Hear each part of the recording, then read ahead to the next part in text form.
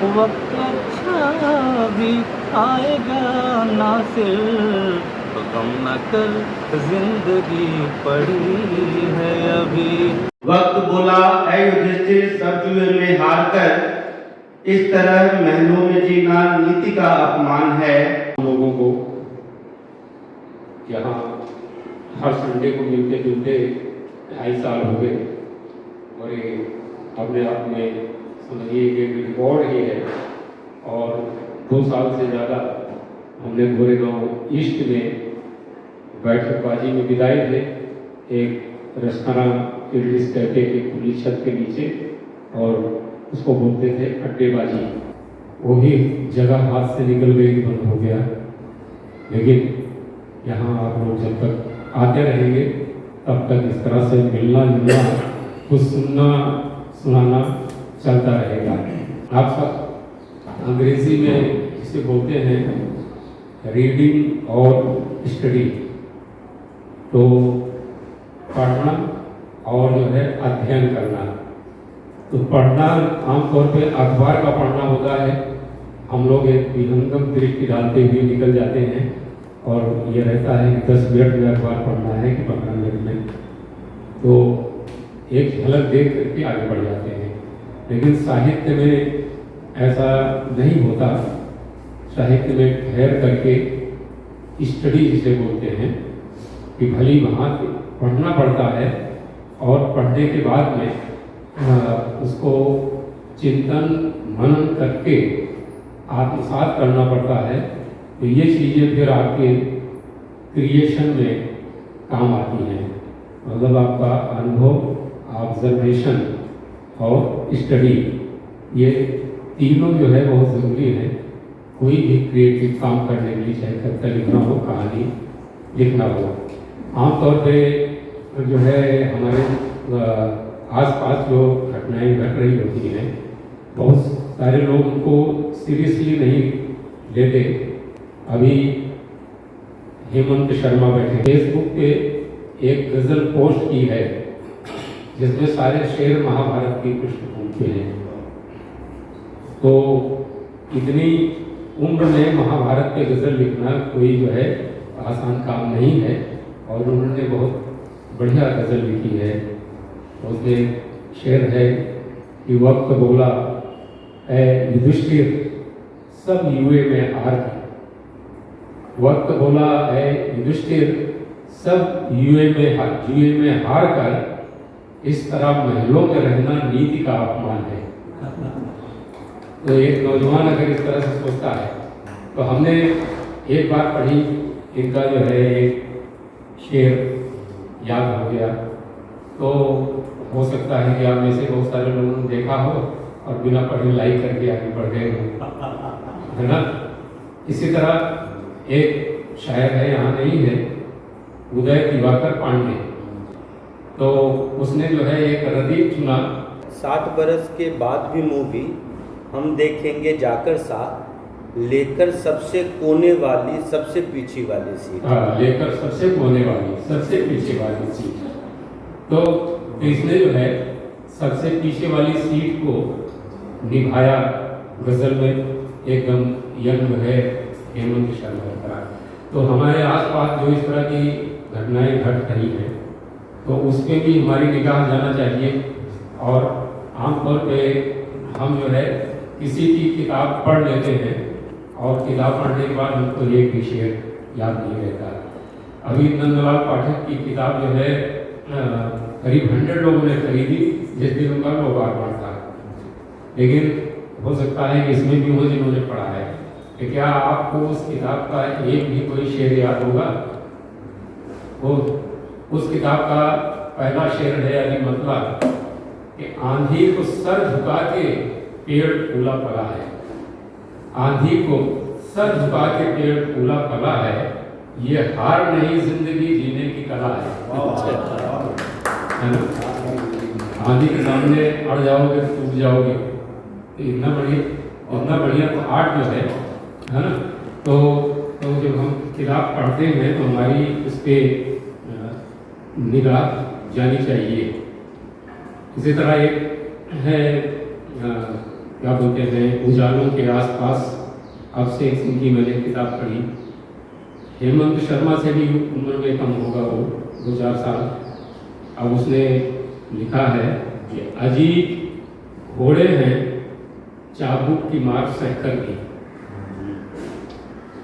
अजीब घोड़े हैं चाबुक की मार सहकर भी, सलाम मालिक को करते हैं हिनहिनाते हुए। तो इससे जो एक अर्थ भ्रमित होता है उसको आप सोचेंगे, खासतौर से सियासत से जोड़ करके, तो लगेगा कि उसने कितनी बड़ी बात कही थी। और हम जब जो कुछ क्या बोलते हैं फेसबुक पे डाल रहे हैं, वो हमारे ऊपर है कि हम उस पर कितना अच्छी चीज़ डालते हैं और कितना कचरा डालते हैं। तो हमारे पोस्ट कुछ पढ़ करके बहुत दूर दूर से लोग किताबें बेचते हैं। तो अभी एक गरिमा सक्सेना नाम की इंजीनियर है बंगलोर में, उसने किताब भेजी अपनी रोशनी के पक्ष में। जो किसी को दे उजाला, उस खुशी के पक्ष में, इस अंधेरे वक्त में हूँ रोशनी के पक्ष में। तो हमने कहा कि जो कुछ आप पढ़ रहे हैं किसी की किताब, तो कम से कम आपको एक शेर तो होना याद होना चाहिए कि ये एक जो है पढ़ने की कला होती है, और कभी कभी एक लाइन में बहुत बड़ी कविता होती है। मोहम्मद अलवी की एक लाइन है कि जंग आलू तोप के मुहाने पर एक चिड़िया ने घोंसला बनाया है।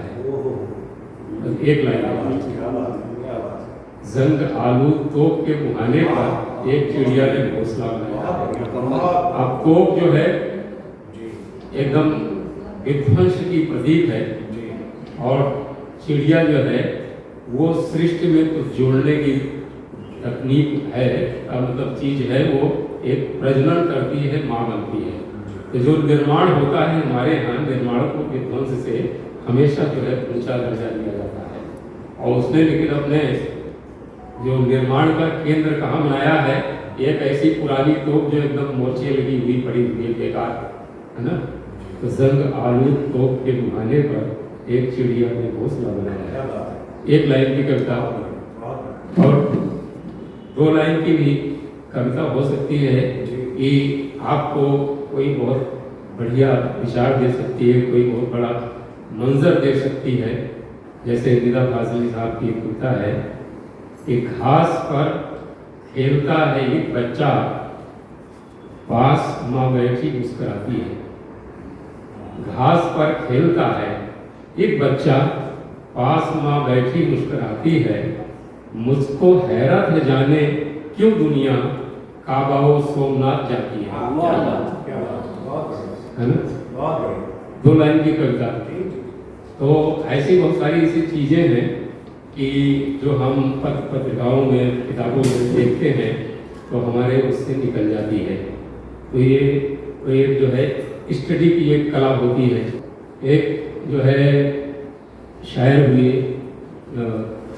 जफर गोरखपुरी, आपके शहर में बहुत अच्छे, तो बता रहे थे कि पहले यहाँ मुशायरा होता था हर साल 2-3।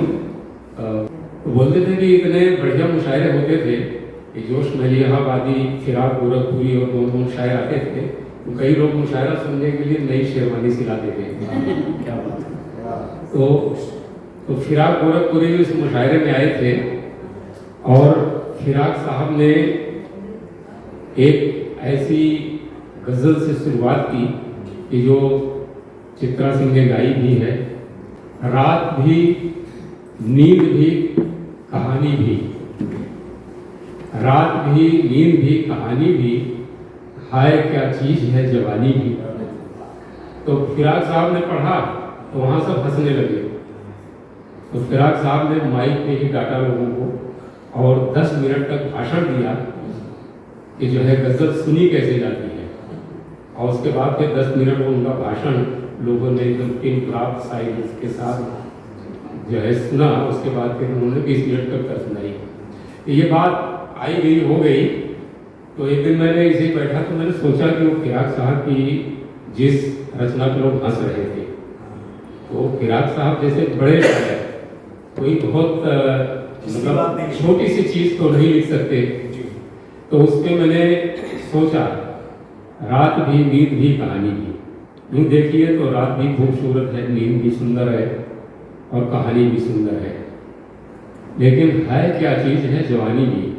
जवानी इतनी सुंदर है कि ये तीनों चीज़ें उसके सामने कुछ नहीं है ना।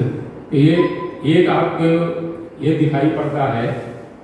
दूसरी बात है कि रात जो है उसका महत्व इसलिए है कि रात में क्या बोलते हैं, ये रात को मतलब रहस्यमय माना जाता है कि एक जो है ना इंद्रजालिक सौंदर्य होता है जो रात का जो अंधेरा होता है, यानी रहस्यमयता। और दूसरी बात है कि नींद नहीं आएगी तो आप सपने कैसे देखेंगे। तो नींद का महत्व इसलिए है कि नींद हमें सपने की लेके आती है। रात भी, नींद भी, कहानी भी। और कहानी इसलिए पसंद की जाती है कि कहानी में कई मोड़ होते हैं। तो अगर रात की रहस्यमयता और नींद की जो सपने देने की कला है वो, और जो कहानी है उसके उतार चढ़ाव को आपस में मिला दें तो तीनों के मेल से क्या मिलेगी, जवानी। और उस जवानी को फिराक साहब ने कहा है क्या चीज़ है जवानी, है ना। तो हो सकता है कि जगजीत चित्रा ने गाया और बस आपने सुन लिया, सुन करके निकल गई। तो इसलिए मैं कह रहा हूँ कि आज की बात आप जो है ये देखें, कोई सीरियल भी देख रहे हैं, वेब सीरीज भी देख रहे हैं, बहुत सारे लोग घर में देखते हैं, तो खाते हुए, नाश्ता करते हुए, चाय पीते हुए, तो बहुत सारी चीज़ें वो जो है उसमें मिस हो जाती है। तो वो एक पाकिस्तानी सीरियल में देख रहा था, तो वहाँ के एक पात्र ने एक शेर पढ़ा, लेकिन उसने जल्दी में पढ़ दिया, लेकिन जो है शेर इतना अच्छा था कि मुझे सुनते ही एक बार में याद हो गया। तो मतलब उसने डायलॉग की तरह पढ़ दिया। शेर है कि 100 बार कहा दिल से अब भूल भी जाओ उसको, 100 बार कहा दिल से अब भूल भी जाओ उसको, हर बार कहा दिल ने तुम दिल से नहीं कहते। क्या बात है, वाह वाह, बहुत बढ़िया है ना। तो उसने डायलॉग की तरह बोल दिया एक पात्र ने, और मैंने तुरंत पकड़ लिया कि शेर है ना, है ना। तो ये चीज़ें हमको जो है ना स्क्रीन से भी कई अच्छी चीज़ें मिल जाती हैं, कई अच्छे बड़े डायलॉग मिल जाते हैं। एक जो है बशीर बद्र का शेर है, और समझ लीजिए कि उनके पहले संकलन में जहाँ से शुरुआत की थी उन्होंने, कि मैं घर से जब चला तो किवाड़ों की ओर से, मैं घर से जब चला तो किवाड़ों की ओर से नरगिस के फूल चांद की बाहों में आ गए। अब जो है एक नज़र में आप देखेंगे तो इसमें क्या है दिखाई नहीं पड़ता। इसीलिए कहा जाता है कि ये गज़ल का शेर आइसबर्ग की तरह होता है, 1/4 नज़र आता है, 3/4 नज़र नहीं आता है। तो वो जो है आप जानते हैं नरगिसी आंखें, मतलब नरगिस से तुलना की जाती है आंखों की, और नरगिस के फूल क्या हो गया, आंसू। और चांद किसको कह रहा है, शायर अपनी बीवी को कह रहा है। तो ये जो शेर है, अब ये जो है मुझे बहुत अच्छा इसलिए लगा कि 84 में जब मैं गांव से चल के शहर आया, तो गांव में जो होता था ये एंट्रेंस से बाहर निकलने का दरवाज़ा दहलीज, तो आंगन से निकल के मेरी बीवी वहाँ तक विदा करने आई, और उसने डबडबाई आंखों से देखा, लेकिन दहलीज के बाहर कदम नहीं रखा। तो वो जो एक 50 साल पहले होता था, तो उसे जो है इन्होंने बशीर बद्र ने रखा कि एक स्त्री ने परदेश जाते हुए पति को दहलीज पे विदा किया डबडबाई हुई आंखों से, है ना। कि मैं घर से जब चला तो किवाड़ों की ओर से नरगिस के फूल चांद की बाहों में आ गए, यानी उसने हाथ से ऐसे अपने आंसू पोंछ दिए। तो ये जो छिपा रहता है मतलब कविता के भीतर, या किसी अच्छी कहानी को पढ़ेंगे तो उसमें भी इस तरह के कई डायमेंशन छुपे रहते हैं कि जो अगर हम ध्यान से न देखें तो निकल सकते हैं। तो एक मिर्ज़ा गालिब का शेर आपने सबने पढ़ा होगा कि गमे हस्ती का असर कैसे हो जिस्मर्ग इलाज, शम्मा हर रंग में जलती है शहर होने तक। अब जो है हम लोग पढ़ते हैं, निकल जाते हैं और इसमें देखते हैं बड़ा सीधा साधा अर्थ है, जिस मर्ग यानी मौत से पहले गमे हस्ती जीवन की गम। हमारी जिंदगी में जितने भी दुख दर्द है उनका इलाज संभव नहीं है, और जब मौत आएगी तो उसके बाद सारा दुख समाप्त। तो गमे हस्ती का सर कैसे हो जिस्म का इलाज, मतलब इलाज हो ही नहीं सकता, जीवन में इतने ज़्यादा गम है। अब ये लाइन कहने के बाद वो बोलते हैं कि शम्मा हर रंग में जलती है शहर होने तक। ऐसा लगता है कि दोनों मिसरों का कोई मतलब ही नहीं है, दोनों से कोई रिलेशन नहीं जुड़ रहा है। लेकिन ये जो है, इन्होंने जो पहले मिसरे में एक सवाल किया कि जीवन के गम का मौत के अलावा इलाज क्या है, कुछ नहीं है। तो इसका जवाब दूसरे मिसरे में है कि फिर करना क्या चाहिए। तो उन्होंने एक बहुत बड़ा आपको एक टारगेट दे दिया कि शम्मा हर रंग में जलती है शहर होने तक। रात में खास तौर से जब पूरा सन्नाटा हो जाता है 12-1 बजे, कोई अगर शम्मा जल रही है तो आप ध्यान से उसको देखिए घोर अंधेरे में, तो कभी उसकी लपट सफ़ेद हो जाएगी, शांति का प्रतीक है, कभी पीली हो जाएगी, उदासी का प्रतीक है, कभी गुलाबी हो जाएगी, मोहब्बत का प्रतीक है, कभी जो है हरे रंग भी दिखाई पड़ता है, हरियाली यानी उत्साह का प्रतीक है। तो वो मिर्ज़ा गालिब कह रहे हैं कि इसमें मोहब्बत भी है, इसमें औसाद भी है जो रंग है। तो जैसे सम्मा सुबह होने तक हर रंग में जलती है, तो आपको भी हर रंग में जलना है, यानी दुख को भी स्वीकार करना है, खुशी को भी स्वीकार करना है, मोहब्बत को भी स्वीकार करना है। तब ये जस्टिफाई हुआ कि सम्मा हर रंग में जलती है शहर होने तक, यही आपको करना है। तो इस तरह बहुत सारे ऐसे शेर हैं, कविताएं हैं कि जो हमसे छूट जाती हैं। तो ये जो है 20 मिनट का समय हो गया है, तो इतना आज के लिए काफ़ी है।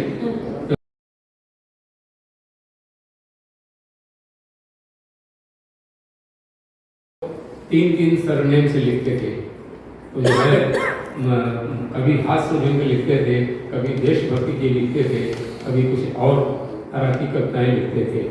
तो उनकी जो है 2 लाइनें बहुत मशहूर हुई कि जो बहा नहीं है भावों से, बहती जिसमें रसधार नहीं, वह हृदय नहीं वह पत्थर है, जिसमें स्वदेश का प्यार नहीं। तो उस कविता का नाम ही है उनके स्वदेश। तो आइए हम लोग पूरी कविता सुनते हैं आज अभिनेता सोनू पाहुजा से। तो वो हृदय नहीं है पत्थर है, जिसमें स्वदेश का प्यार है। वो हृदय नहीं है पत्थर है, जिसमें स्वदेश का प्यार नहीं। वो हृदय नहीं है पत्थर है, जो जीवित जोश जगा न सका, उस जीवन में कुछ सार नहीं। जो जीवित जोश जगा न सका, उस जीवन में कुछ सार नहीं। जो चल न सका संसार संग, उसका होता संसार नहीं। जो जिसने साहस को छोड़ दिया, वो पहुंच सकेगा पार नहीं। जिससे न जाति उद्धार हुआ, उसका होगा उद्धार नहीं। जो भरा नहीं है भावों से, जो भरा नहीं है भावों से, बहती जिसमें रसधार नहीं, वो हृदय नहीं है पत्थर है, जिसमें स्वदेश का प्यार नहीं।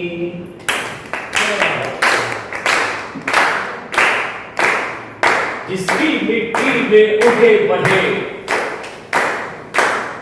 जिसकी मिट्टी में उगे बढ़े, पाया जिसने दाना पानी है, माता पिता बंधु जिसके है, माता पिता बंधु जिसके, हम हैं जिसके राजा रानी।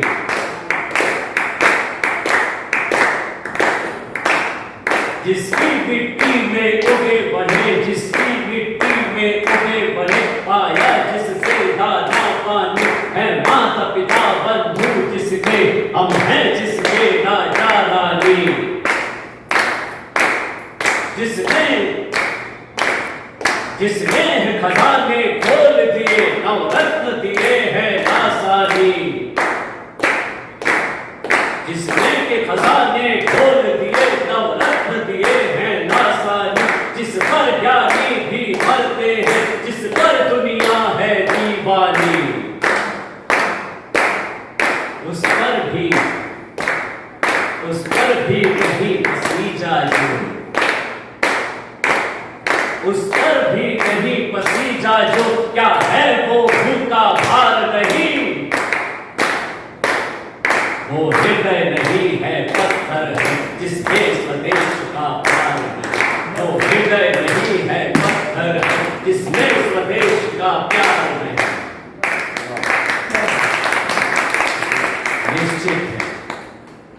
निश्चित है, निसंशय निश्चित है जान एक दिन जाने को, निश्चय है निश्चंद निश्चित है जान एक दिन जाने को, है काल दीप चलता हरदम, चल जाना है परवाने को। निश्चित है निसंशय निश्चित है जान एक दिन जाने को, है काल दीप जलता हरदम, चल जाना है परवाने को। है लज्जा की ये बात, है लज्जा की ये बात कि शत्रु आए आंख दिखाने को। है लज्जा की ये बात कि शत्रु आए आंख दिखलाने को। लानत मर्दूमी पर ऐसी, लानत ऐसी मर्दानी को। क्या नहीं है तेरे हाथों, सब कुछ है तेरे हाथों में, क्या तोप नहीं तलवार नहीं। वो हृदय नहीं है पत्थर है, जिसमें स्वदेश का प्यार नहीं। वो हृदय नहीं है पत्थर है, जिसमें स्वदेश का प्यार नहीं। जिसमें स्वदेश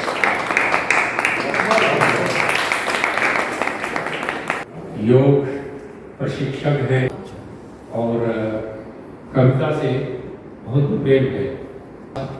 दिनकर जी की रश्मरती का एक अंश जो है वो आपके सामने पेश करेंगे धर्मेंद्र जी। बहुत बहुत धन्यवाद सभी का, विशेष आभार मेरे पांडे साहब का। पहली बार आज आया इसी माइक के सामने, इसलिए मेरी त्रुटियों को क्षमा कीजिएगा आप सब। निवेदन है सबसे पहले कि एक मुस्कान लब पे सजा लीजिए, एक मुस्कान लब पे सजा लीजिए, मेरी प्यारी प्यारी कविता का खुल के मजा लीजिए। मांगता कुछ नहीं दोस्तों आपसे, अच्छा लगे तो तालियां दीजिए। मैं सुनाने जा रहा हूं जिसे आप लोग कई बार सुने होंगे, लेकिन यह मेरे विद्यार्थी जीवन से ही मुझे झकझोरती रही है। जब मैं प्रयाग में रहा, पढ़ता रहा, तो उस वक्त से यह कविता मुझे झकझोरती रही है। तो मैं सुनाना चाहता हूँ इसको, आप लोगों का आदेश हो तो बहुत बहुत धन्यवाद। जब 1 मिनट लूंगा, जब लगभग पांडवों का अज्ञातवास कंप्लीट हो गया, पूरा हो गया, तो उस वक्त यह हुआ कि अब तो उसके हिसाब से हमें आधा राज्य मिल जाना चाहिए। और जब यह बात हुई तो एक दिन भगवान श्री कृष्ण भोजन कर रहे थे, तो युधिष्ठिर ने कहा कि मैं युद्ध नहीं चाहता। उन्होंने कहा, तो कन्हैया ने कहा कि बिल्कुल ठीक कह रहे हैं आप भैया, मैं भी तो नहीं चाहता हूँ, युद्ध होना भी नहीं चाहिए। तो उन्होंने इसी बात को आगे बढ़ाते हुए भगवान को दूत बना करके अंतिम बार उस व्यक्ति के यहाँ भेजा है जो लगातार युद्ध की चेतावनियां देता रहा है। तो आइए हम लोग सुनते हैं इसमें। वर्षों तक वन में घूम घूम बाधा विघ्नों को चूम चूम, सरधूप घाम पानी पत्थर, पांडव आए कुछ और निखर। सौभाग्य सब दिन सोता है, देखे आगे क्या होता है। मैत्री की राह दिखाने को, सबको सुमार्ग पर लाने को, दुर्योधन को समझाने को, भीषण विध्वंस मिटाने को भगवान हस्तिनापुर आए, पांडव का संदेशा लाए। संदेशा लाए हैं। क्या संदेश में क्या कहते हैं? दो न्याय अगर तो आधा दो, दो न्याय अगर तो आधा दो, पर इसमें भी यदि बाधा हो तो दे दो केवल 5 गांव, रखो अपनी धरती का नाम, हम वही खुशी से खाएंगे। कितनी सुंदर बात कही गई है युद्ध को टालने के लिए। हम वही खुशी से खाएंगे, परिजन पर अस न उठाएंगे। दुर्योधन वो भी दे न सका, आशीष समाज के ले न सका। दुर्योधन वो भी दे न सका, आशीष समाज के ले न सका। उसके बाद दुर्योधन कहता है इस दूत को बंदी बना लिया जाए, पकड़ लिया जाए। और किसको पकड़ने की बात करता है? जिसको तीनों लोक में किसी की हिम्मत नहीं है छूले तक कि उसे पकड़ने की गलती करना चाहता है। दुर्योधन कहता है दुर्योधन वो भी दे न सका, आशीष समाज के ले न सका। उल्टे हरि को बांधने चला, उल्टे हरि को बांधने चला, जो था असाध्य साधने चला। जब नाश मनुष्य पर छाता है, पहले विवेक मर जाता है। जब नाश मनुष्य पर छाता है, पहले विवेक मर जाता है। हरि ने भीषण ओंकार किया, अपना स्वरूप विस्तार किया। डगमग डगमग दिग्गज डोले, भगवान कुपित होकर बोले, जज्बे बढ़ाकर साध मुझे, हाँ हाँ दुर्योधन बांध मुझे, हाँ हाँ दुर्योधन बांध मुझे। एक गगन में भगवान अपनी विभूतियों को बताते हैं वहां पर कि जब उनको इतना गुस्सा आया दुर्योधन की इस धृष्टता पर, इस मूर्खता पर, तो भगवान अपनी विभूतियों को बताते हैं, दिखाते हैं। कहते हैं ये देख गगन मुझमें लय है, ये देख पवन मुझमें लय है, मुझमें विलीन झंकार सकल मुझमें लय है। संसार सकल अमृत फूलता है मुझमें, संहार फूलता है मुझमें। भूतल अटल पाताल दे, गत और अनागत काल दे। ये देख जगत का आदि सजन, ये देख महाभारत का रंग, मृतकों से पटी हुई देख। ये भी देख मृतकों से पटी हुई तू है, पहचान कहां इसमें तू है दुर्योधन, पहचान इसमें कहां तू है। अंबर कुंतल जाल देख, अंबर का कुंतल जाल देख, पद के नीचे पहाड़ देख, मुट्ठी में तीनों काल देख, मेरा स्वरूप विकराल देख। जब जन्म सब जन्म मुझी में पाते हैं, फिर लौट मुझी में आते हैं। सब जन्म मुझी में पाते हैं, फिर लौट मुझी में आते हैं। जिह्वा की करती ज्वाल सकन सांसों में, पाता जन्म पवन पर जाती मेरी दृष्टि जिधर, हंसने लगती है सृष्टि उधर। मैं जभी मुदता हूँ लोचन, छा जाता चारों ओर मरण, छा जाता चारों ओर मरण। अंतिम लाइन बहुत ही सुंदर है, ये वाली भी मुझे बहुत पसंद है। बांधने मुझे तू आया है, भगवान कहते हैं बांधने मुझे तू आया है, जंजीर बड़ी क्या लाया है। बांधने मुझे तू आया है, जंजीर बड़ी क्या लाया है। यदि मुझे बांधना चाहे मन, पहले तू बांध अनंत गगन। शून्य को साध न सकता है, वो मुझे बांध कर सकता है। शून्य को जो साध नहीं सकता, वो क्या मुझे बांध सकता है। तो सबसे पहले तू शून्य को साध ले, फिर मुझे बांधने की हिम्मत कर। फिर भगवान कहते हैं हित वचन नहीं तूने माना, तूने अच्छी बातों को नहीं सुना। हित वचन नहीं तूने माना, मैत्री का मूल्य न पहचाना। तो ले अब मैं भी जाता हूँ, अंतिम संकल्प सुनाता हूँ। याचना नहीं अवरण होगा, याचना नहीं अवरण होगा। जीवन जय या कि मरण होगा।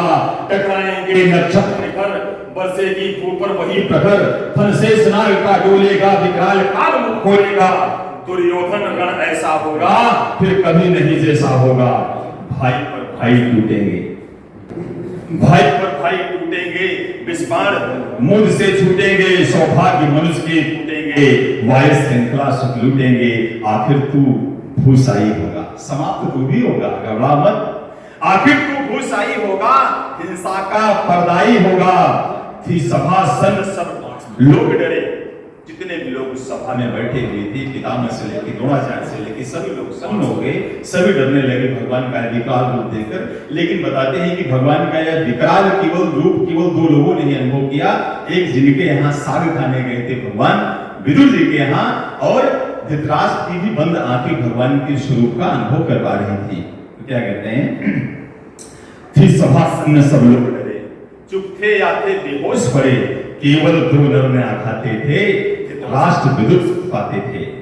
कर जोड़ खरे प्रमुदित निर्भय, सभी लोग डर के मारे कर जोड़ खरे प्रमुदित निर्भय, दोनों पुकारते थे जय जय। आप सब जानते हैं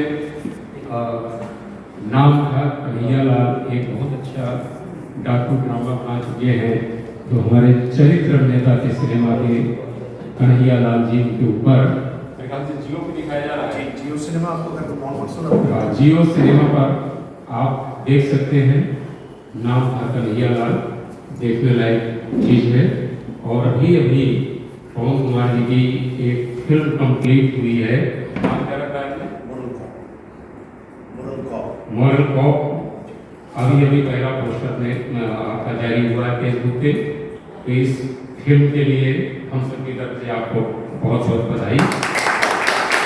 सभी सुधीजनों को मेरा विनत शीश नमन। रूमानी पगडंडी पकड़ते इसको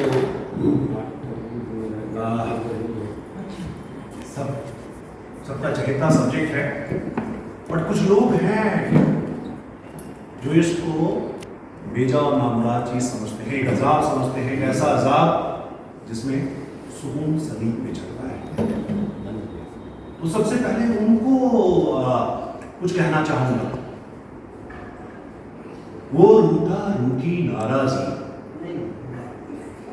हुस्न से हुज्जत क्या जाने, रहते इश्क से गाफिल जो इश्क की लज्जत क्या जाने, क्या जाने की मनाने में मजगी कितनी आती है, शब गजीदा आंखों वाली जब जब भाव खाती है। जब किसी का हुस्न गुमा जिद्दी होकर अड़ता है, फूल को ही फूलों का जब सदका देना पड़ता है। वो गाल पे छाई सुर्खाबी और होठ दबाना दांतों से, दुख की गांठें कटती सब उसकी पहली बातों से। किसी का शहदा बनने में है कितनी राहत क्या जाने, रहते इश्क से गाफिल जो इश्क की लज्जत क्या जाने। आंखों के नीले दरिया के जो साहिल साहिल कहते हैं, वो इश्क को शक्ले बेकारी आशिक को काहिल कहते हैं। वो नामा नामा हरफ हरफ वो लिखना अपना हाले दिल, और दिन बिताना तड़प तड़प होता कितना है मुश्किल है, जिसने रब जगाई भी और खुद की जग हंसाई भी, और बेदिलदारे दुनिया से खूबारी और लड़ाई भी।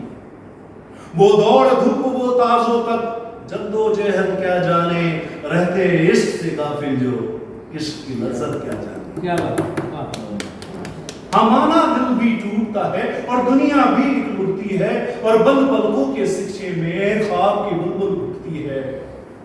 सफरे हजर का हमराही जब छोड़ के तन्हा जाता है, तब मन के पुरजा पुरजा को एक दर्दे पिन्हा खाता है, पर दुख की सीप सजोती जो हर कतरा आंसू होती है। इश्क में मरना मिटना भी रब की नेमत होती है, किसी पे मर के जीने की दिल की हसरत क्या जाने, रहते इश्क से गाफिल जो इश्क की लज्जत क्या जाने, इश्क की लज्जत क्या जाने। अब एक और सवाल आपसे पूछना चाहता हूं कि यार 90s के दौर में छत छज्जे अटारी चौबारी से इश्क की बेचे लगाने वाले लोग कौन है? कौन है यहाँ जो खतो किताबत के उस दौर के जब इश्क इत्र में सनी चिट्ठियों पर दर्ज हुआ करता था, रोमानियत स्याही में बहा करती थी। जब आशिकों की साइकिल की चेन ठीक माशुका के घर के आगे उतर जाया करती थी, जब रेडियो के विविध भारती पर बजता गाना हर जवां दिल को इसकी जुबान मुहैया कराया करता था, जब मोहब्बत के गानों को बजाती कैसे कि रील और अपना दिल साथ साथ उलझा करता है। आई एम श्योर कि बहुत सारे लोगों को इसका वो अंदाज पुराना कितना नुराना था ना। हाय वो अंदाज पुराना, इश्क मोहब्बत वाला, वो सर फिरा एक लड़का, वो नरगिसी वाला, वो नीम खमीदा आंखें उसकी, रंग था जिसका नीला, वो संग संग चढ़ना हाथ पकड़ के ख्वाब का टिब्बा टीला, इश्क में करना रत जगा और लेना ठंडी आहें, वो प्रेम की पतली पगडंडी, वो उबड़ खावर राहें, टाप के छज्जा छुप कर मिलना, खोल बंदिशी ताला, वो सिर्फ फिरा एक लड़का, वो नरगिसी क्या। और सुनिए सिम्टम्स, पुराने आशिक आपके बीच में तो ढूंढ के निकालिए कि रंग हया का गाल में भर के, लब पे बिश्री धर के, खुसूर खुसूर बतियाना, बातें कोना शांत पकड़ के, आते जाते रह गुजर पे करना फुसू निगाही, देना दर्जा एक दूसरे को मानिंदे इलाही, एक दूजे की दीद से था जब मिलता रूह का निवाला, वो सिर्फ फिरासा लड़ता है, वो नरगिसी वाला, उन दोनों के बीच में आती अपनों की वो नाक, अपनों की वो गुस्सा गुस्सी दिल का होना चाह, पाबंदी की हदे लानता कागज का तरनामा, जिस पर चलती मन की पीड़े रोज खरामा खरामा, लंबा सफर वो वस्त्र की जानिब, इश्क के पांव का छाला, वो सर फिरासा लड़का है, वो नरगिसी वाला, सर फिरासा लड़का, वो नरगिसी। पुराने अंदाज का वो इश्क और चिट्ठियों का चलन तो जा ही चुका है। आज से 40-50 साल बाद ऐसे पुराने अंदाज वाले इसके सारे कहार भी जा चुके होंगे। पहले आशिक खत्म होगा या पहले माशुका खत्म होगी पता नहीं। वो जिन्होंने पहले इश्क किया होगा, शादी की होगी और बहुत दूर तक हमनवाई की होगी, उनका जोड़ा टूट जाएगा जब उनमें से कोई एक उस नामालूम दुनिया में जाएगा। फर्ज कीजिए कि नरगिसी बात चली जाएगी कि ये सिर्फ फिरा लड़का क्या करेगा। पुराने खतों की दावत वाले दौर का जुनूनी आशिक है ये, वो जब तक जीता रहेगा अपनी मरहूम बीवी को रोज चिट्ठियां लिखता रहेगा और ढूंढता रहेगा उस डाकिया को जो उसकी लिखी चिट्ठी को दूर उस नामालूम दुनिया तक पहुंचा सके। और क्या लिखेगा उन चिट्ठियों में? वो तमाम बातें जो वो अपनी बीवी, अपनी माशुका, अपनी हवा हमनवा को कह नहीं पाया, जो उसे कहना चाहता था, वो शायद लिखेगा, जब तन्हाई सालिहा सी मुझ पर होती आयत थी, मौत से भी बदतर मेरी जिंदगी जब शायद थी, खस रहा था गले में मेरे जिंदगी का हर पल पाश, पीठ पे अपनी जब लिए मैं घूम रहा था अपनी लाश, जीने का बस एक सबब था, एक ही बस सरनामा था, वो तुम ही थी जिसने मेरा हरदम हाथ थामा था। सिर्फ मेरी शर्ट की नहीं करती तुम सिलाई थी, मेरी उधरी रूह की भी तो करती तुम तुरपाई थी, मेरे काले कलम को तुमने बना के अंजन आजा था, मेरी किस्मत को भी तुमने बर्तन के संग मांजा था, मुश्किल भरी मुसाफत पे मैं चलता जब खरामा था, वो तुम ही थी जिसने मेरा हरदम हाथ थामा था। जब मैं बेहद सीधा था और रास्ता बड़ा पेचीदा था, जब मेरे बदबख्त दिलों का पड़ता दुख कसीदा था, जब सांस का मेरे कतरा कतरा जग को खटका करता था, जब मन मेरा बंजारा बन के दर दर भटका करता था, तब था ना जब कोई ठौर मेरा ना ही कोई थामा था, तो तुम ही थी जिसने मेरा हरदम हाथ थामा था। जब आस की बदरुकी बदरी दिलभर से गुजरा करती थी, जब मन के मेरे कोठे में मायूसी गुजरा करती थी, जब रात मेरी प्रेतनी सी नकटी कपटी होती थी, जब चैन का मेरे नींद की मेरी छीना झपटी होती थी, दिन बन के डाकिया जब लाता गम का नामा था, वो तुम ही थी जिसने मेरा हरदम हाथ थामा था। जब चिरक रही थी प्यास मेरी हौले हौले धीरे धीरे, जब रूखे सूखे पनघट पे मैं चल रहा था तीरे तीरे, जब रात से भी ज्यादा काली भोर मुझको लगती थी, जब साए की पदचाप भी शोर मुझको लगती थी, बाहर भी जब कोलाहल था अंदर भी हंगामा था, वो तुम ही तुम ही थी जिसने मेरा हरदम हाथ थामा। हंस हंस कर मेरी सारी कड़वी बातें सहती थी। छोटे से मेरे दरबे में तुम रानी जैसी रहती थी। होता ना था कोई जब तब मेरे लिए तुम होती थी। मेरी आह से सकती थी तुम मेरे आंसू होती थी। मुझको मुझसे ज्यादा जाने ऐसा जो अल्लामा था, वो तुम ही थी। वो तुम ही थी जिसने मेरा हरदम हाथ थामा। वो तुम ही थी जिसने। क्या बात है? भाषा की क्या ताकत है वो आपने देखा, और प्रेजेंटेशन की क्या खूबसूरती है वो भी आपने देखा। बहुत सुंदर प्रस्तुति पवन जी, बहुत बहुत बधाई। तो आप इतनी सुंदर नज़्म के बाद हम लोग चाहते हैं कि एक सुंदर गीत भी सुन लिया जाए। तो गीता जी, आपसे निवेदन है कि आप माइक पर पधारें और अपनी पसंद का गीत सुनाएं। मैं आज वैसे ज़्यादातर अपने हिंदी सॉन्ग्स वगैरह सुनाती हूँ, पर आज थोड़ा सा मिक्स करके पंजाबी फोक सुनाते हैं। जी जी। बहुत ही ज़्यादा लोकप्रिय है, सबने सुना होगा, तो शुरू करते हैं। चन किथा गुजारिया, चन किथा गुजारिया, रात वे मेरा जी दलीला देवा तुवे, चन किथा गुजारिया, चन किथा गुजारिया, रात वे मेरा जी दलीला देवा तुवे, चन किथा गुजारिया।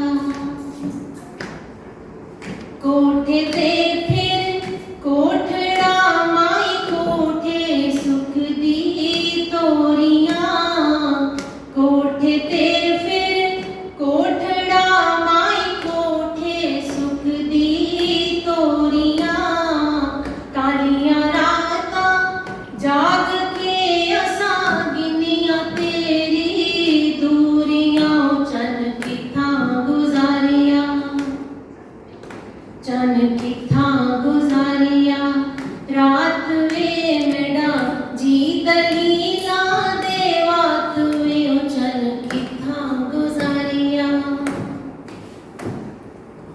कोठे ते फिर कोठड़ा माई कोठे बैठा का भला, कोठे ते फिर कोठड़ा माई कोठे बैठा का भला, मैं बन जावा माछली ते तू बगला बन के आ भला, चन किथा गुजारिया,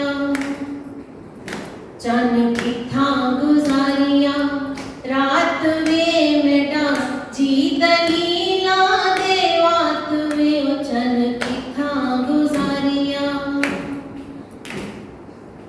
कोठे ते फिर कोठड़ा माई कोठे सुखदा घा भला, कोठे ते फिर कोठड़ा माई कोठे सुखदा घा भला, आशका जोड़ियां पोड़ियां ते मशूका जोड़े रा भला, चन किथा गुजारिया,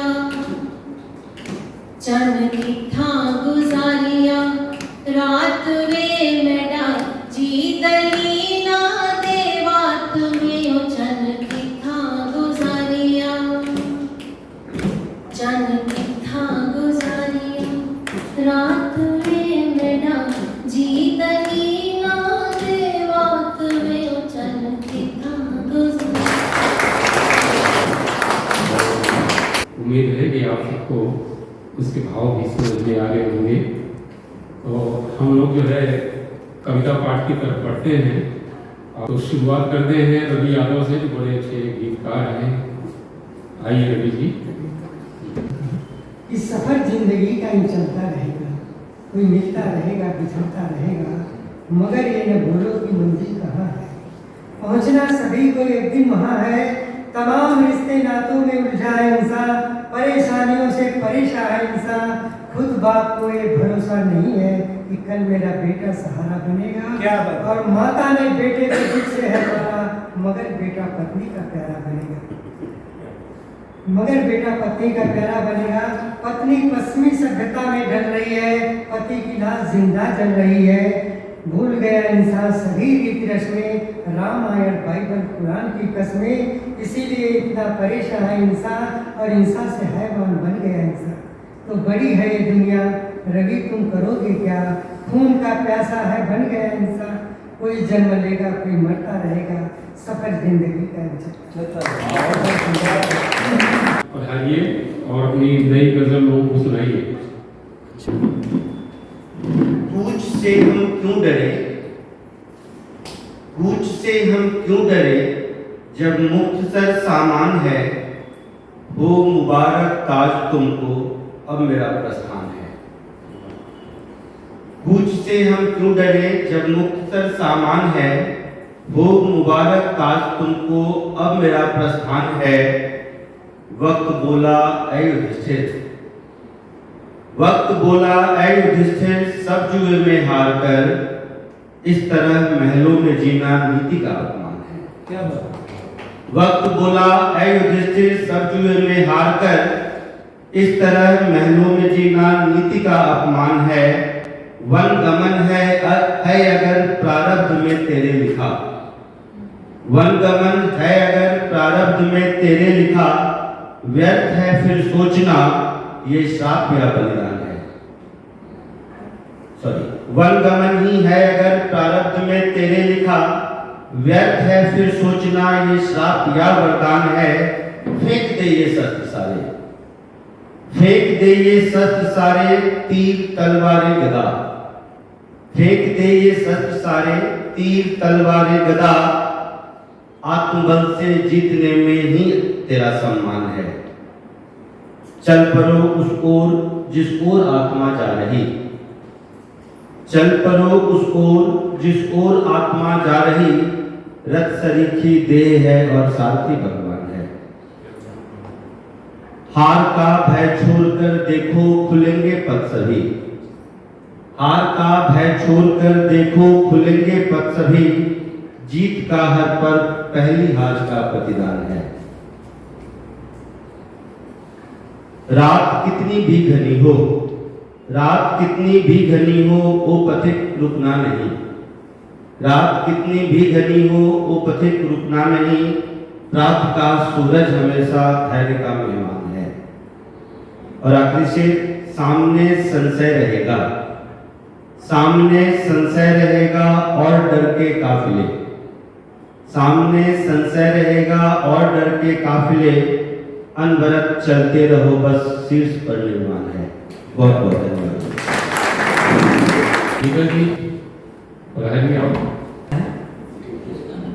हम तो आए थे आदरणीय देवमणि पांडे जी से मिलने, आप सुनने, क्योंकि मन बड़ा व्यथित था।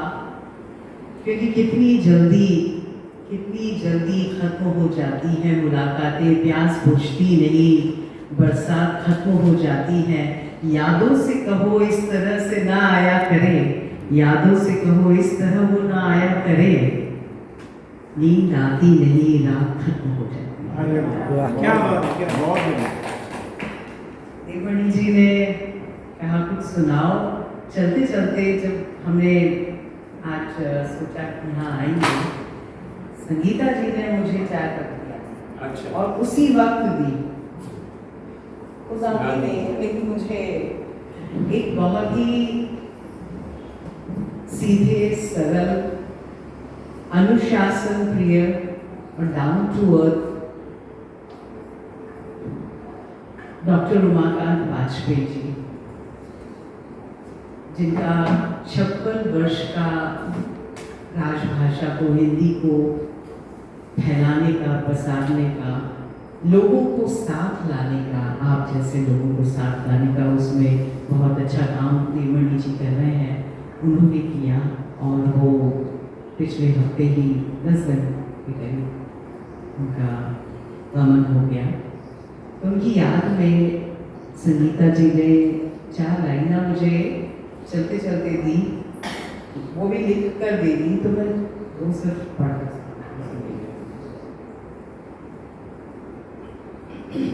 मंसूबे खुदा, ये गहरी फलसफाना और भावनात्मक अभिव्यक्ति है जो उसने लिखी। मंजूरे खुदा यानी जो भी होता है वो उस ऊपर वाले की मर्जी से होता है।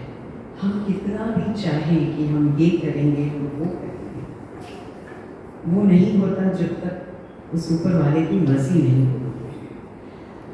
पता है मुझको कि मौत अपनी ही राह चलती है। पता है मुझको कि मौत अपनी ही राह चलती है, मगर तेरे खोने की चीज अब भी दिल में जलती है।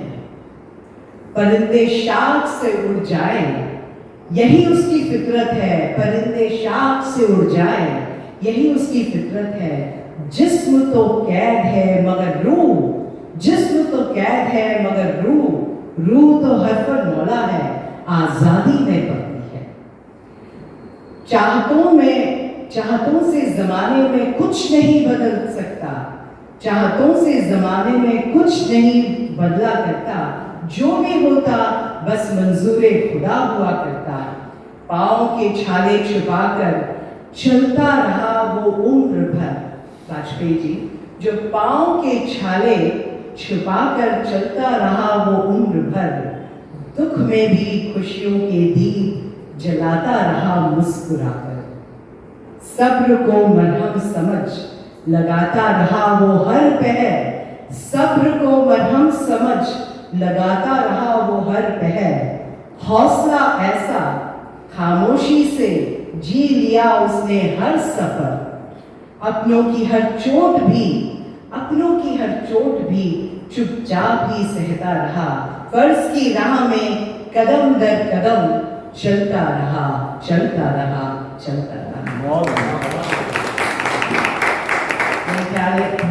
राहुल साहब, प्रदीप जी और देवमणि जी से बढ़कर उनकी फितरत कौन जान सकता है। तो आइए, अंबिका झा आपके सामने है। इन्होंने पिताजी पर एक नज्म लिखी है, पहली बार आपके सामने पढ़ रही है। आइए अंबिका जी।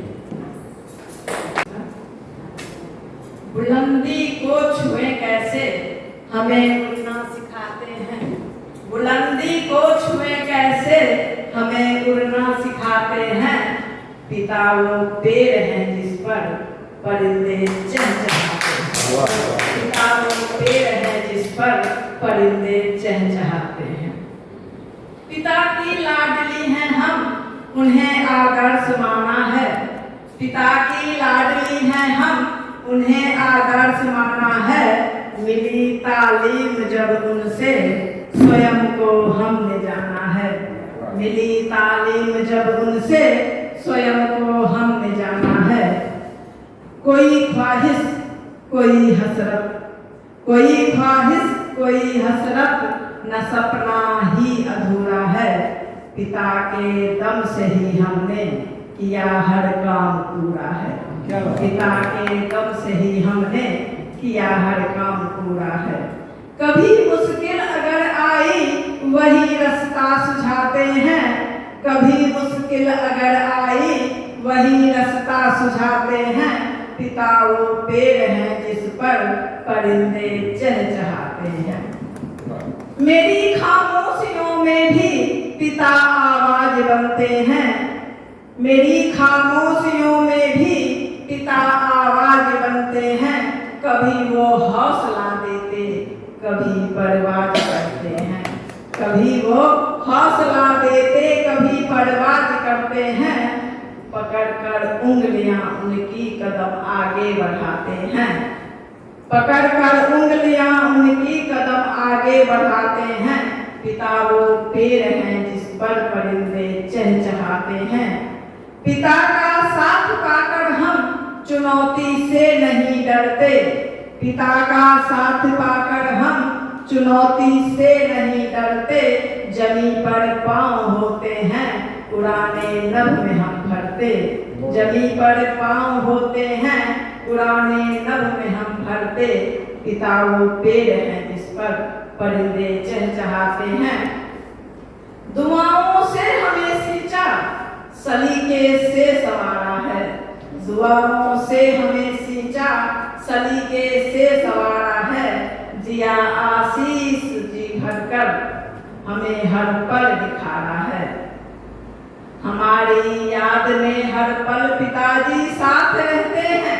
हमारी याद में हर पल पिताजी साथ रहते हैं। अंधेरे रास्तों में भी दिया बनकर वो जलते हैं। अंधेरे रास्तों में भी दिया बनकर वो जलते हैं। यादों में अक्सर उनकी याद आती है, उनकी याद आती है।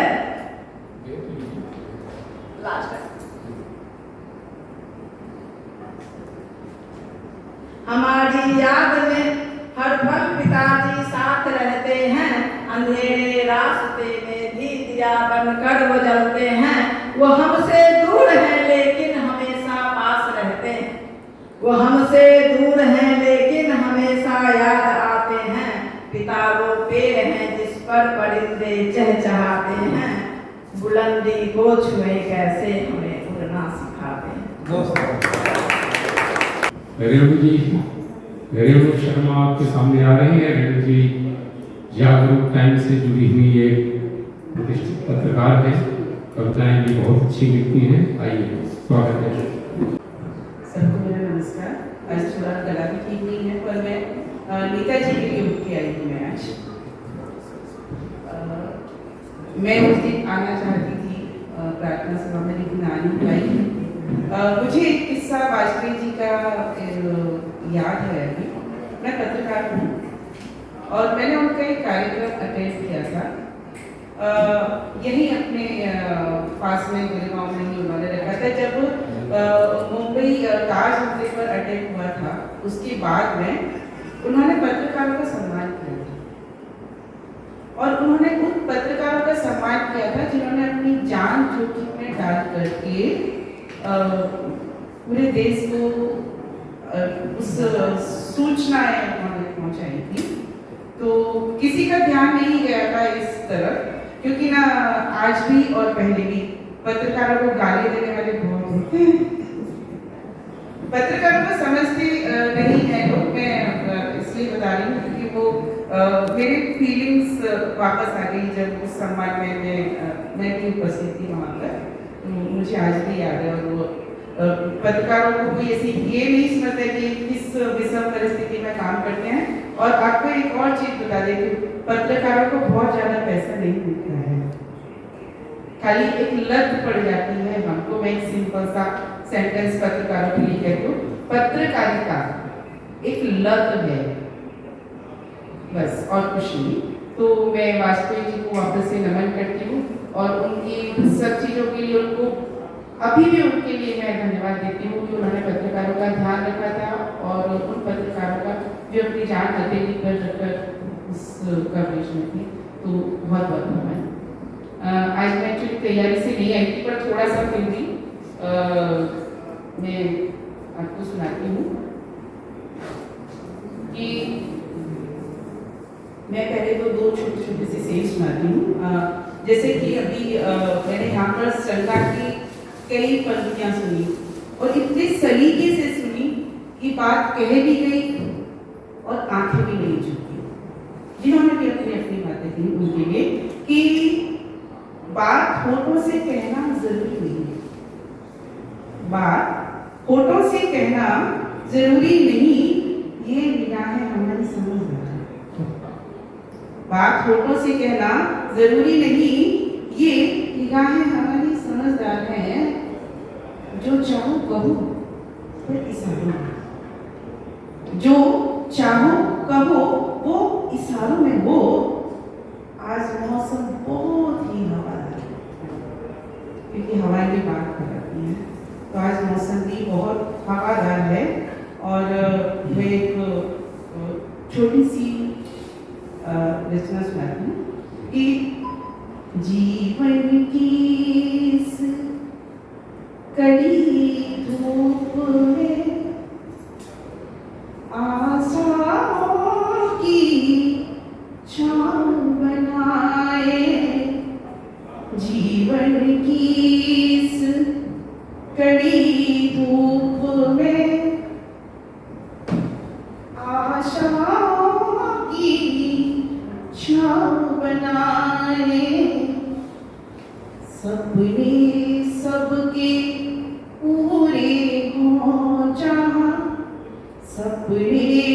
सबके पूरे हो जहाँ ऐसी कोई ठाव बनाए जीवन की इस कड़ी धूप में आशाओं की छाव बनाए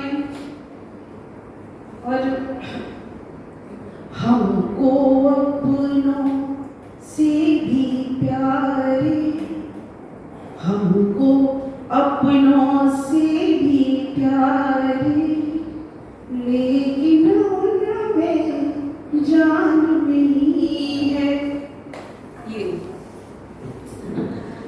हमको अपनों से भी प्यारे लेकिन उनमें जान नहीं है अगणित मित्र मेरी उंगली पर अगणित मित्र मेरी उंगली पर सच्ची पहचान नहीं है अगणित मित्र मेरी उंगली पर सच्ची पहचान नहीं है हम हो उनके वो हों अपने हम हो उनके वो हों अपने ऐसा सुंदर गाँव बनाए वो हम हो उनके और हम अपने ऐसा सुंदर गाँव बनाए जीवन की इस कड़ी धूप में और जिनके घर में बस बेटे हैं जिनके घर में बस बेटे हैं रौनक थोड़ी कम लगती है जिसके घर में बस बेटे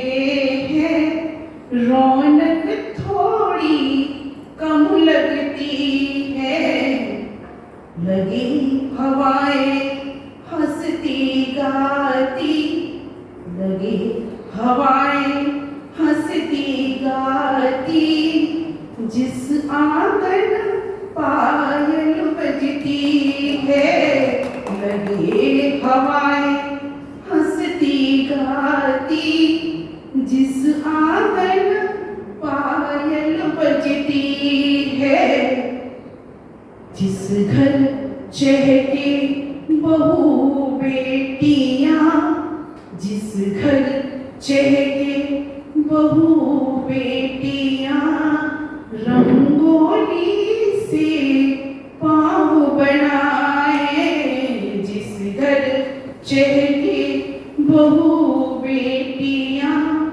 रंगोली से पाँव बनाए जीवन की इस कड़ी धूप में आशाओं की छाव बनाए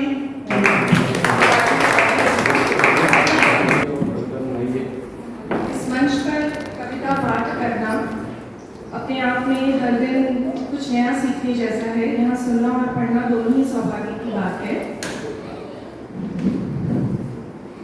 ये जो पंक्तियाँ मैंने लिखी हैं ये यहाँ सुनते सुनते खुद को जैसे इवॉल्व किया है उसके अनुसार मैंने उसे लिखी है कि दिल नादान तो 25 की उम्र तक था लेकिन दिल नादान तो 25 की उम्र तक था लेकिन 40 में बगावत की सरक बढ़ती जाती है अजीब दौर है हमदम अजीब दौर है हमदम सब कुछ है फिर भी मासूमियत पुराने दिनों की बड़ी याद आती है खाली अलमीरे में भरी है तुम्हारी खुशबू खाली अलमीरे में भरी है तुम्हारी खुशबू तुम नहीं आओगी तुम्हारी याद आती है तुम नहीं आओगी तुम्हारी याद आती है खुशी बक्से में गलत फहमी भर कर चली गई खुशी बक्से में गलत फहमी भर कर चली गई, सोचकर तन्हा शामें उदासी से भर जाती हैं, सोचकर तन्हा शामें उदासी से भर जाती हैं। फिक्र हम दोनों को थी एक दूसरे की मगर, फिक्र हम दोनों को थी एक दूसरे की मगर, न चाहते हुए भी उम्र लड़ने में गुजर जाती है, न चाहते हुए भी उम्र लड़ने में गुजर जाती है। आज मिलकर सुलह में कहा है एक दूजे को, आज मिलकर सुलह में कहा है एक दूजे को, ज़बान मोहब्बत की हम दोनों को नहीं आती है।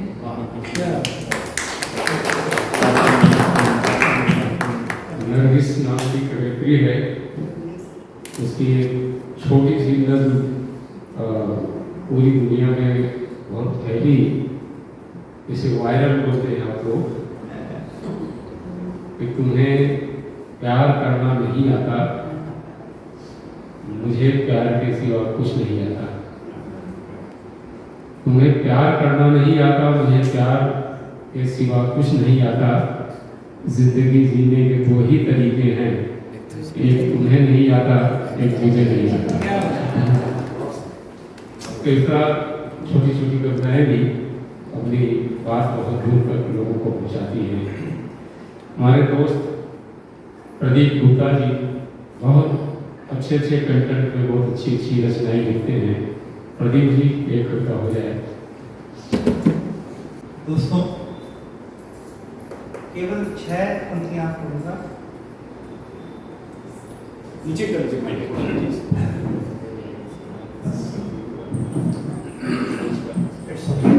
आवाज आ रही है।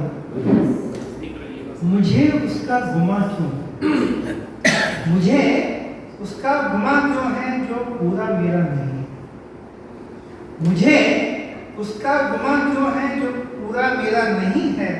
जिस जिस्म में मैं रहता हूँ वो मेरा नहीं। मुझे उसका गुमा क्यों है जो पूरा मेरा नहीं है। जिस जिस्म में मैं रहता हूँ उसमें मेरा डेरा नहीं है।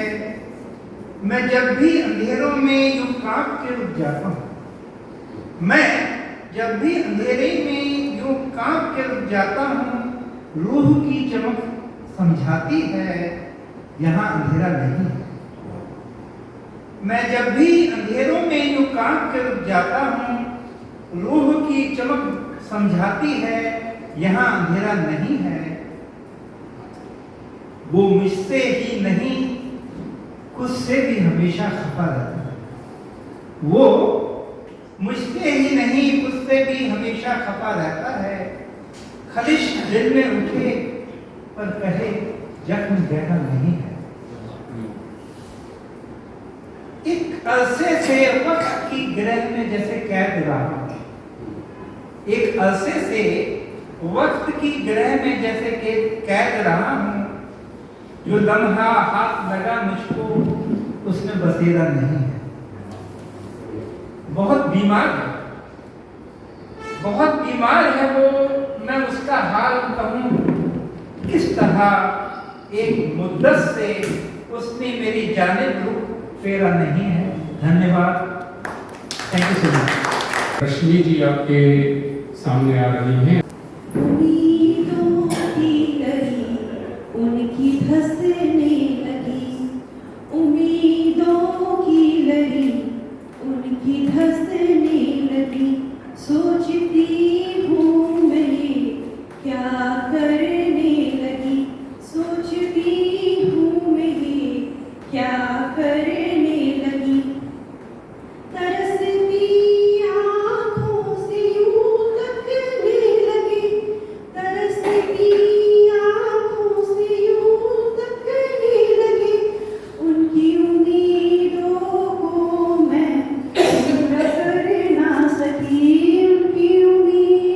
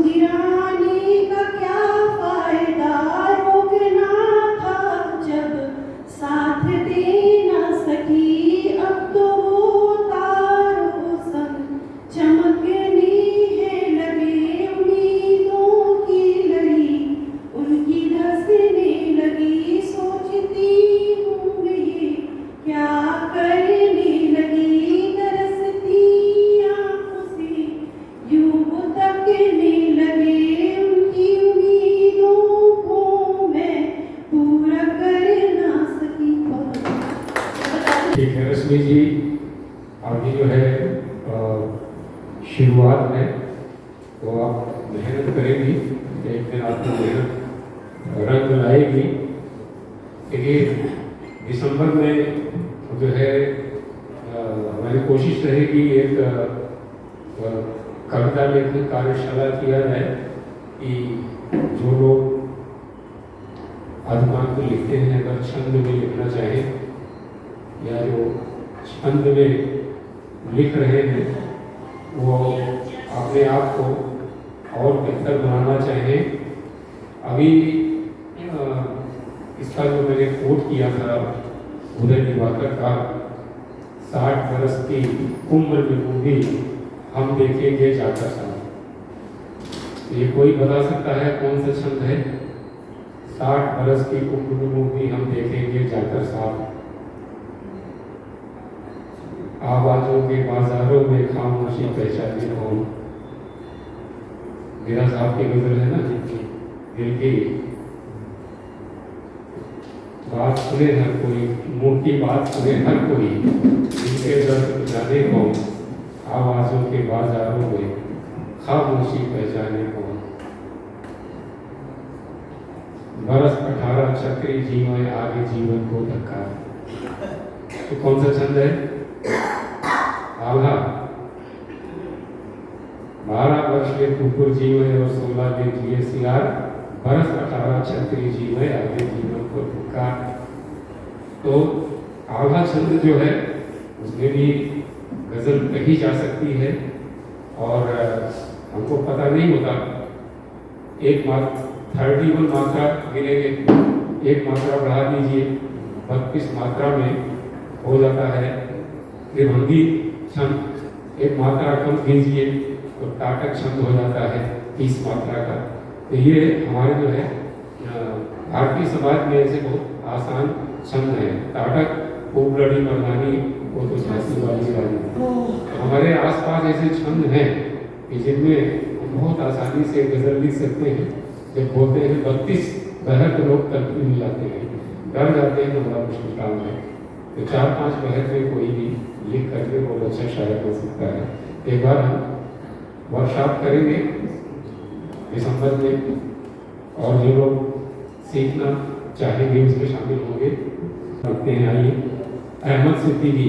छलक पड़े मेरे आंसू कसूर तेरा है, छलक पड़े मेरे आंसू कसूर तेरा है, लगाया दाग जो दामन पे दाग तेरा है, लगाया दाग जो दामन पे दाग तेरा है, मिटा के रख दिया हस्ती को हमने तेरे लिए, मिटा के रख दिया हस्ती को हमने तेरे लिए, तू अब भी कह रहा है क्या तू मेरा है, छलक पड़े मेरे आंसू कसूर तेरा है। और अगरचे नहीं देना था साथ मेरा, अगरचे नहीं देना था साथ मेरा, मेरी जिंदगी में यूं आए ही क्यों थे, अगरचे नहीं देना था साथ मेरा, अगरचे नहीं देना था साथ मेरा, मेरी जिंदगी में यूं आए ही क्यों थे, भरम तोड़ डाला मोहब्बत का तुमने, भरम तोड़ डाला मोहब्बत को तुमने, तमाशे की नौबत ये लाए ही क्यों थे, अगरचे नहीं देना था साथ मेरा, है रोना मुकद्दर मेरा बन गया है, अज़ियत से रिश्ता मेरा जुड़ गया है रोना मुकद्दर मेरा बन गया है, अज़ियत से रिश्ता मेरा जुड़ गया है, तलब है खुदा से सुकून रूह पाए। तलब है खुदा से सुकून रूह पाए।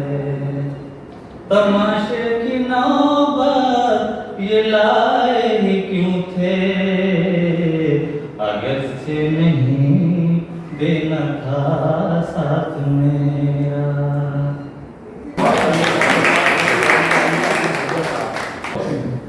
थोड़ी देर में मैं नाज़रीन को बुलाऊंगा। समापन में एक बड़ी शेर है कि चाहत वफा खलूस की दौलत नहीं रही।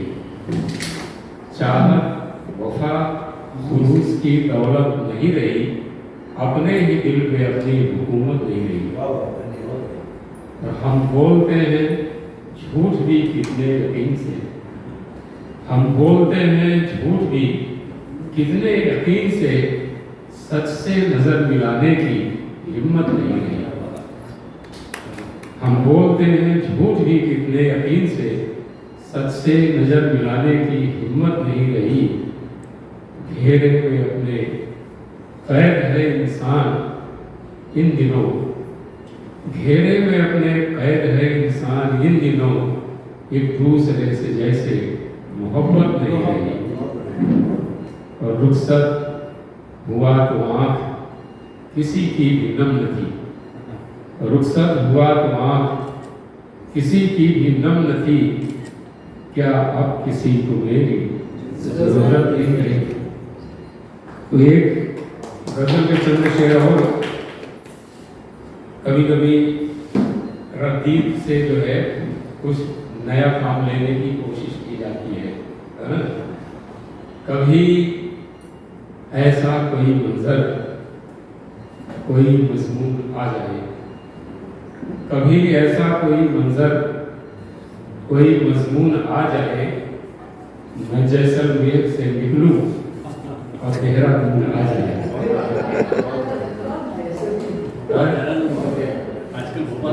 दिनों की विशेषता समझिए, अगर ये बहुत गर्म है बहुत ठंडा। अच्छा, कभी ऐसा कोई मंजर कोई मजमून आ जाए, तो जैसलमेर से निकलूं देहरादून आ जाए।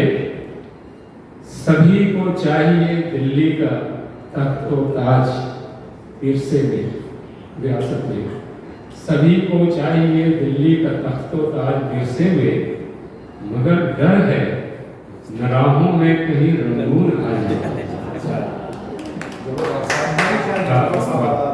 बाबू शाह जबर बहुत आखिरी दिन वही गुजरे थे कि सभी को चाहिए दिल्ली का तख्तो ताज तोहफे में, मगर डर है न राहों में कहीं रंगून आ जाए। पिया था किस लिए सुकरात ने प्याला हलाहल का, पिया था किस लिए सुकरात ने प्याला हलाहल का, बताने के लिए दुनिया में अफलातून आ जाए।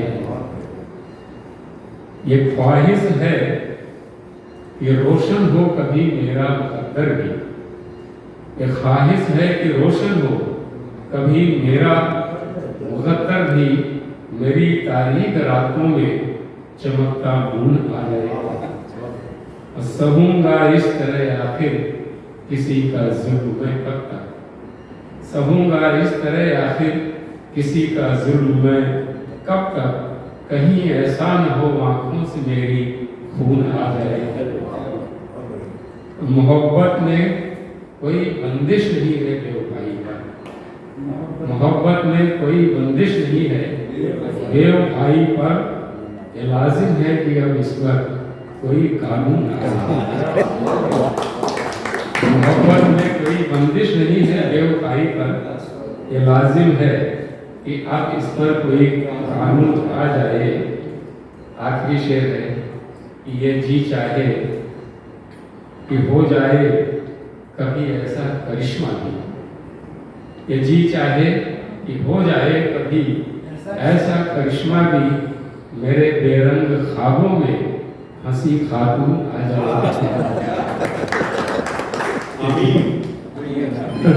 ये जी चाहे कि हो जाए कभी ऐसा करिश्मा भी, मेरे बेरंग ख्वाबों में हंसी खातून आ जाए। कभी ऐसा कोई मंजर कोई मजमून आ जाए, मैं जैसलमेर से निकलूं मेरा भूल आ जाए। बहुत बहुत शुक्रिया आपका। नाज़रीन के गीत से हम लोग समापन करते हैं आज के कार्यक्रम का। नमस्कार, गुड इवनिंग एवरीवन। मजनू साहब के गज़ल रहते थे कभी जिनके दिल में, शुरू करती हूँ। रहते थे कभी जिनके दिल में, हम जान से भी प्यारों की तरह बैठे हैं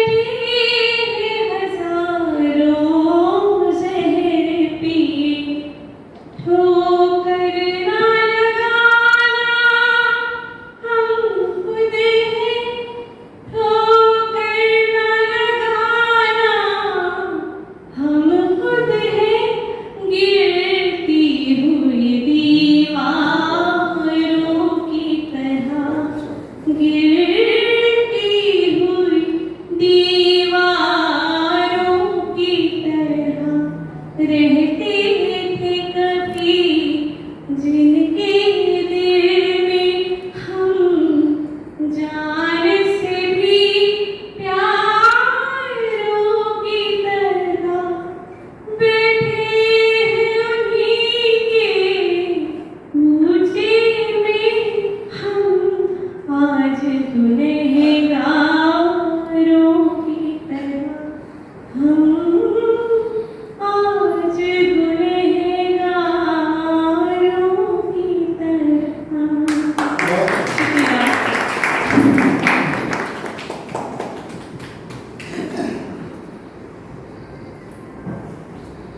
आज आज 23 है, हम लोग 30 तारीख को यहाँ मिलेंगे।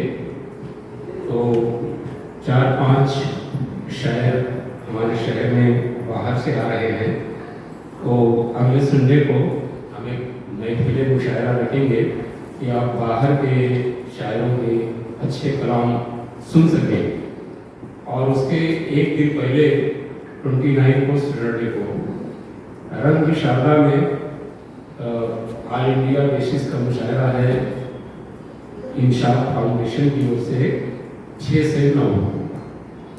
और चित्रनगरी सम्मान मंच के इस परिवार के जितने भी लोग हैं वो सब सादर आमंत्रित हैं। और चित्रनगरी परिवार के लोगों के लिए कार्यक्रम के बाद भोजन की भी व्यवस्था रहेगी। तो आप शनिवार को रंग शारदा सभागार में वहाँ भी पधारिए और 30 को यहाँ चित्रनगरी संवाद मंच मुंबई से शामी एम इरफान ने रेडियो वॉइस टीवी के दर्शकों के लिए ये कवरेज प्रस्तुत किया। अगर आप चैनल पर नए हैं तो सब्सक्राइब करने का कष्ट करें। फिर मिलेंगे। नमस्कार।